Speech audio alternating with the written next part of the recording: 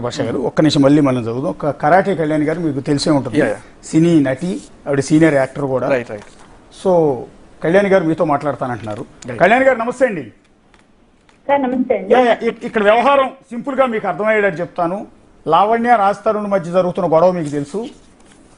So ఈ వ్యవహారంలో ఆవిడ పోలీస్ స్టేషన్ చుట్టూ వెళ్తోంది, రాజ్ తరుణ్ కూడా పోలీస్ స్టేషన్కి వెళ్తూ ఉన్నాడు. సరే, ఇది మధ్యలో ఆవిడ సూసైడ్ అటెంప్ట్ చేసింది, రకరకాల హడావిడి అంతా నడుస్తున్న తరుణంలో రాజ్ తరుణ్ తరపున అంటే మగవాళ్ళని ఆడవాళ్ళు ఈ విధంగా ప్రేమ పేరుతో మోసం చేసి ఆ తర్వాత డబ్బులు అడుగుతూ డిమాండ్ చేస్తూ ఈ విధంగా పెడుతుంటే మగవాళ్ళ గోడు పట్టించుకోవట్లేదు, ఆడవాళ్ళతో మాత్రం మీరు వాయిస్ వినిపిస్తున్నారంటూ మగ బాధితుల తరపున ఇవాళ శేఖర్ భాష మీడియా ముందుకు వస్తూ ఉన్నారండి. ఓకే అండి, మీరు ఎలా చూస్తారు ఈ వ్యవహారం? అంటే ఆ ఉద్దేశంతోనే నిన్న ఫోన్ కాల్ మాట్లాడటం కావచ్చు, ఆ లావణ్యతో నేను అంత హార్ష్గా మాట్లాడటం కావచ్చు, ఇదంతా కూడా ఎమోషన్లో మాట్లాడింది తప్ప వేరే ఉద్దేశం నాకు లేదు. నేను కేవలం అన్యాయం జరగకూడదు, తప్పు ఎవరిదున్నా కూడా ప్రశ్నించాలి కదా అంటూ ఉన్నాడు ఆయన. అంటే నా ఉద్దేశపరంగా అండి, వాళ్ళిద్దరి మధ్య ఏం జరిగిందో ఆమె చెప్తోంది, ఆమె చెప్పింది నాకు తెలుస్తుంది. ఆమె వరకు ఆమె వెర్షన్ ఆమె ఇస్తోంది కాబట్టి ఆమె ఏంటంటే మేము 10 సంవత్సరాల నుంచి కలిసి ఉన్నాము, సహజీవనం చేశాము, మేము ఇద్దరం కలిసి చాలా చాలా చెప్పుకోలేని ఉంటాయి మా మధ్య అని మాట్లాడుతుంది ఆమె. నేను విన్నాను ఈయన ఫోన్ కాల్ కూడా. అయితే ఇప్పుడు అమ్మాయి ఒకటే పక్షాన మాట్లాడమని నేను అనట్లేదండి, అబ్బాయిల పక్షాన కూడా మాట్లాడాలి. కానీ మొన్న ఒక ప్లేస్ లో నన్ను ఇలాగా అడిగితే నేను చెప్పాను, అయ్యా అమ్మాయి ఏదో ఎవరి మీదో మస్తాన్ సాయ్ అనే అతని మీద ఎఫ్ఐఆర్ అయింది, ఆ ఎఫ్ఐఆర్ కూడా చేయించింది 23లో. అలాంటప్పుడు మరి ఈ సహజీవనం అనేది బ్రేక్ అవుతున్నట్టే నేను మాట్లాడాను. ఓకే, కానీ సహజీవనము చేశారా చేయలేదా, బ్రేక్ అయిందా, ఈ అమ్మాయి ఏ విధంగా కేసు పెట్టింది, అబ్బాయి ఏం అబ్యూస్ చేశాడు అన్నది లేటర్ ఆన్ తెలుస్తుంది. కానీ అన్నిటికన్నా నిన్న ఫోన్ కాల్ విన్నప్పుడు నువ్వు అబ్బాయితో పడుకున్నావన్న మాట ఈయన అన్నారండి శేఖర్ భాష గారు. చాలా ఖండిస్తున్నాను నేను అది. ఎందుకంటే ఈయనకి సంబంధం లేని విషయం నేను దూరి మగాళ్ళ పక్షాన్ని నేను మాట్లాడుతున్నాను అంటూ మగాళ్ళ పక్షాన్ని మాట్లాడండి, తప్పలేదు. కానీ అమ్మాయిలను అంత అబ్యూజింగ్ గా మాట్లాడే హక్కు ఇతనికి లేదు. ఫస్ట్ ఈయన పనిష్మెంట్ గురవుతారు. ఫస్ట్ ఈమె వెళ్ళి ఇప్పుడు మహిళా కమిషన్కి వెళ్ళిందంటే అంటే ఈయన లోపలేస్తారు ఫస్ట్. అసలు అమ్మాయికి అంత ఆయన అంటున్నది కూడా అదేనండి.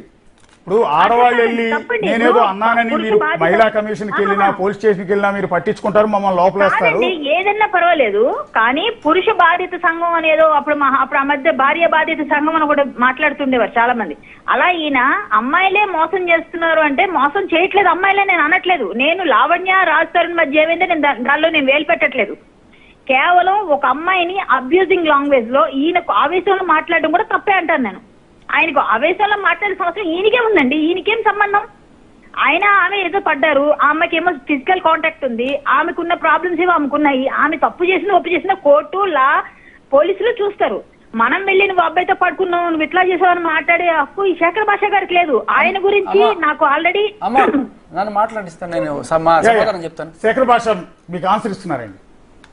కరాటే కళ్యాణ్ గారు నమస్తే అమ్మా. చెప్పండి. నమస్తే. అయితే నేను అన్న మాటకి నేను కట్టుబడి ఉన్నాను. అయితే నేను చెప్పిన మాట కాదమ్మా అది. ఏది నువ్వు వెళ్ళి మస్తాన్ సాయితో ఉన్నావు అని చెప్పి అన్నమాట ఆ అమ్మాయి అన్నమాట. ఓకే, ఆ అమ్మాయి అన్నమాట. నేను అది కూడా చెప్పాను. మీరు ఇప్పటిదాకా అడిగిన ప్రతిదీ నేను ప్రూఫ్ తీసుకొచ్చాను. ఆ అమ్మాయి నోటితో ఆ అమ్మాయి అన్నమాట ఇప్పటిదాకా ఏ మీడియా ఛానల్లోనూ ఎక్కడ కూడా రాలేదు.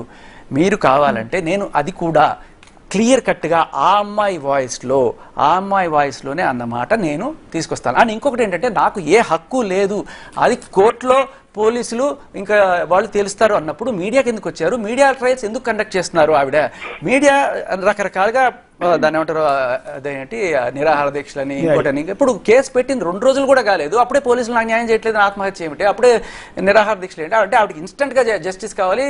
నేను 3 నెలలు కేసు పెట్టినా కూడా ఇంకా ఎఫ్ఐఆర్ కూడా కాదు. బట్ బేసికల్ పాయింట్ ఏంటంటే నేను చెప్పిన దానికి నేను ప్రూఫ్ ఇవ్వగలను. ఆ అమ్మాయి కనుక ఆ అమ్మాయి నోటితో ఆ అమ్మాయికి గురించి నాకు ఎందుకు మాట్లాడే హక్కు లేదు అంటే లేదు అనకూడదు. నేను మాట్లాడే హక్కు నాకు ఎందుకుంది అనుకుంటున్నాను అంటే ఆ అమ్మాయి మీడియాకి వచ్చి అడుగుతుంది, మీడియాకి వచ్చి నాకు న్యాయం చేయండి అంటుంది. వాళ్ళు కూడా వాళ్ళు చూసుకుంటే వాళ్ళు దాని గోడల మధ్యలో చూసుకుంటే నాకు ప్రాబ్లం లేదు. అలాగే కోర్టులో చూసుకున్న పోలీస్ స్టేషన్ లో చూసుకున్న ప్రాబ్లం. మీడియాకి వచ్చి అడిగింది ఆవిడ, మరి సమాధానం చెప్పాలి. ఇప్పుడు నన్ను ఆయన అడిగారు కాబట్టి అశోక్ గారు నేను మాట్లాడుతున్నాను. అలాగే ఎవరైనా అడిగితేనే మాట్లాడతాం మనం, అంతవరకే ఉంటే బాగుంటది. వాళ్ళ పర్సనల్ లో దూరి మనం మాట్లాడి వచ్చింది నేను ఆ అమ్మాయికి ఫోన్ చేయలేదు, ఆ అమ్మాయే నాకు ఫోన్ చేసింది. ఇక్కడ కళ్యాణ్ గారు ఇక్కడ క్లారిటీ ఉంది. యాక్చువల్లీ ఈయన ఫోన్ చేసి ఆవిడని ఎట్లా, ఆవిడ ఫోన్ చేసి ఆయన ప్రశ్నిస్తూ ఉంటే ఆ సందర్భంలో ఆయన ఆ రకంగా మాట్లాడారు, ఆవిడ రికార్డ్ చేసింది కాల్. అది కూడా తప్పు, అది కూడా తప్పు. పర్సనల్ గా ఫోన్ చేసినప్పుడు 100 మాట్లాడుకుంటాం, ఆ కాల్ నువ్వు పబ్లిక్ చేయడం కూడా ఎంతవరకు correct? That is right to my privacy భంగం. నేను చేసి నేను తిట్టలేదు, నువ్వే నాకు ఫోన్ చేసి తిట్టు, నేనే కేసు పెట్టచ్చు. ఇట్స్ టెలిగ్రాఫ్ యాక్ట్ కదండి. కేసులు పెట్టుకోండి, నాకు అవసరం లేదమ్మా, నేను చెప్తున్నాను కదా.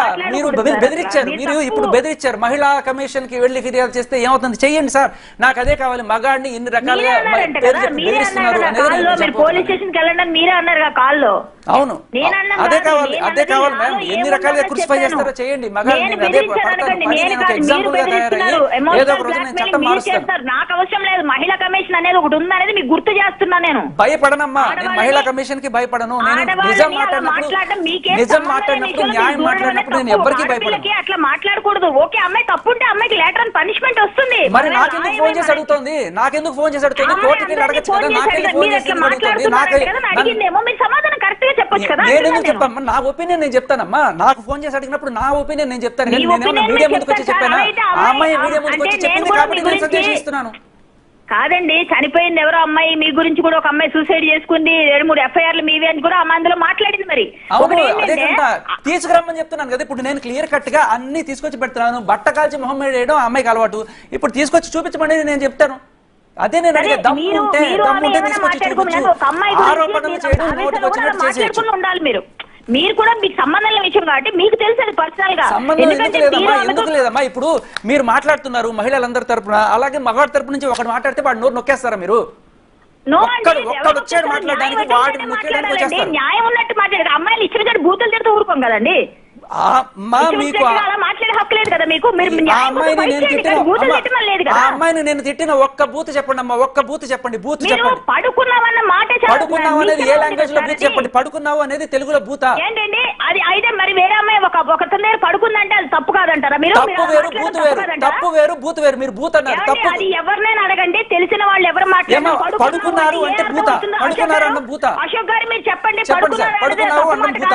నాకు చెప్పండి, ఏ లైసెన్స్ లో ఏ లాంగ్వేజ్ లో పడుకున్నావు అంటే బూత్. సార్ మీకేం అర్థమైంది సార్ కాన్వర్సేషన్ లో? మీరు చెప్పండి నిజాయితీగా. నేను దానికి కూడా చూపిస్తానమ్మా. ఆ అమ్మాయి నేనే పడుకున్నాను అన్న మాట నేను చూపించకపోతే సార్ అమ్మాయి అన్నది నన్ను తీసుకెళ్లి పెట్టండి.